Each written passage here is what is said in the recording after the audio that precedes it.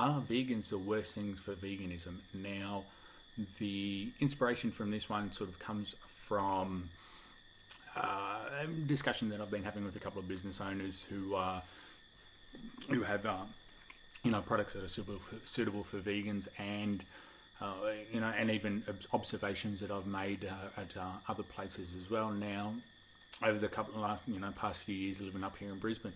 Now, one of the things that vegans like to complain about a lot, especially in Australia, is the lack of vegan options at certain places or places when they go out in Brisbane. Now, over the period of time, there's been a number of vegan suitable restaurants, even 100% plant-based restaurants that have closed down due to lack of patronage. Now, this is the thing, is that there was one in Brisbane, closed down years ago. It was out at Sunnybank. I can't remember for the life of me what it was.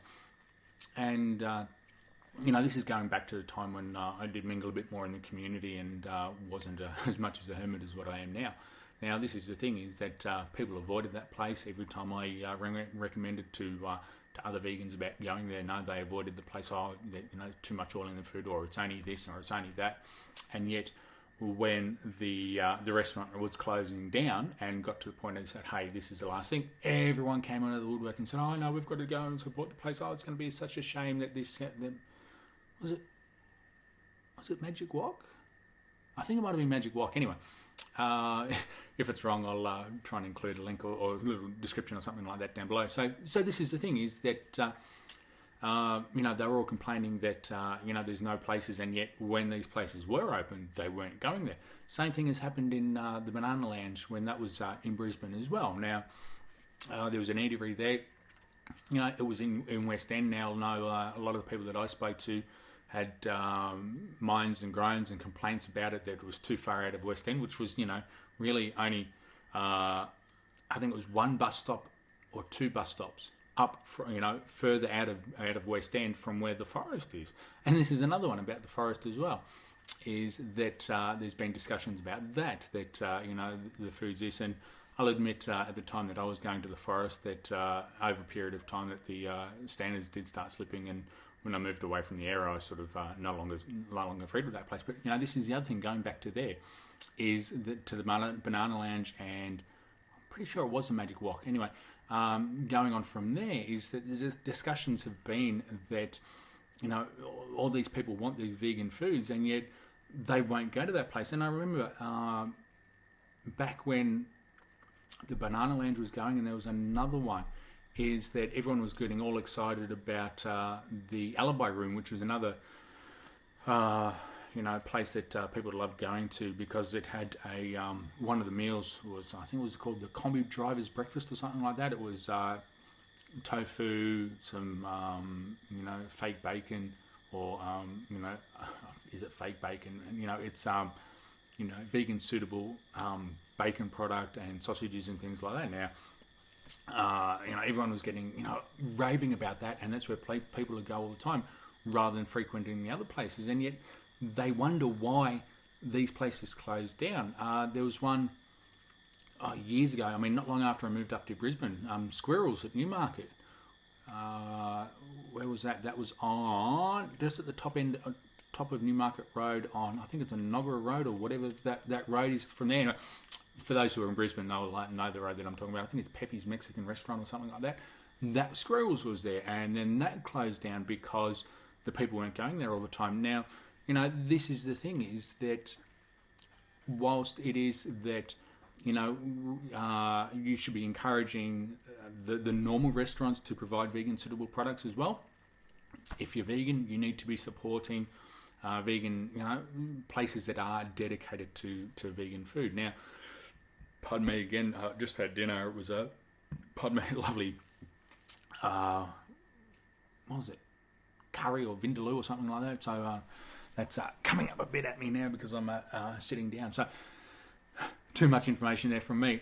So this is the thing, is going back onto that, is that, you have a look at all these other products. Everyone gets, goes absolutely bananas and gets all excited about, $9 bio cheese that's available in Coles. It comes all the way from Greece. So think about the food miles on that. Think about the price of that, and you're sending money offshore, rather than cultivating and appreciating and giving genuine feedback to those local products. And I mean, and this is the thing, what's better for veganism and veganism in this country, and then jobs for vegans as well, is what, buying something from overseas and importing it out here when the money goes overseas, and you're only, you might be paying one store, or going and supporting a local, Australian made product that is suitable for vegans, supporting that, and then helping that business grow. And then when that business expands, then there's a good chance that once expansion gets to the point where they need to put on staff members, that's what they'll be doing. Now, this is the thing, and I'm not having this as a dig against all vegans and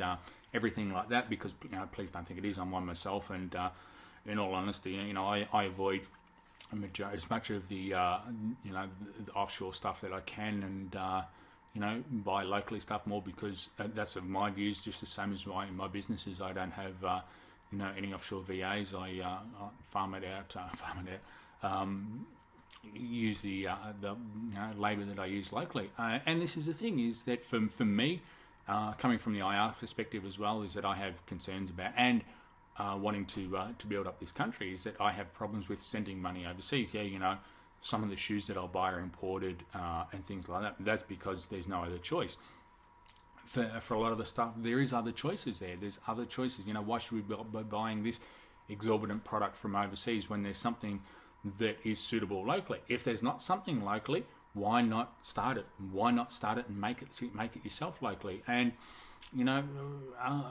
for countries that are bigger and have the huge the base of vegans, vegan curious, or those who are on a plant-based diet and things like that, then yeah, it is better for them.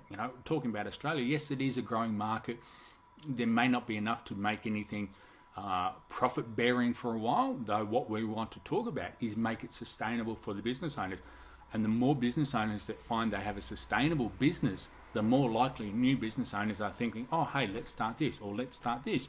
And this is the thing, is that I don't know of any business owners that are vegan that are actually in it to become millionaires. They're all in it to provide something. And this is the thing about business as well. You're there to provide a service. You're there to provide a product. And a lot of them do it out of a necessity. They've found a need to be that needs, a need that needs filling, or a vacancy that needs filling. So they're building up from there. So this is the thing. And, this is a bit of a bit of a plea to those vegans who are local. Don't go and spend money on an overseas product when there is something that is suitable there.